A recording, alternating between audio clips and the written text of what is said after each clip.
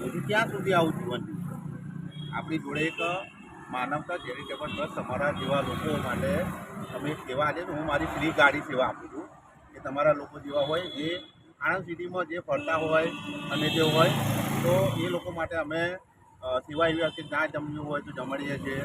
રહેવાની જગ્યાને આવી રીતે તમારે અહીંયા જ આખી જિંદગી તો ક્યાં સુધી એ કરશો?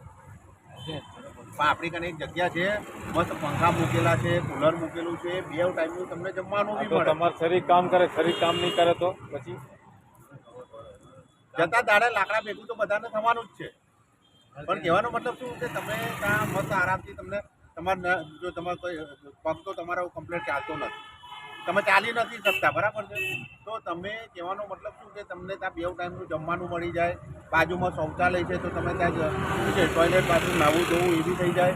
નાહવા ધોવાની અમે ફેસિલિટી આલી, જમવાની ફેસિલિટી આલી. મારી વાત સાંભળો. અમારી જોડે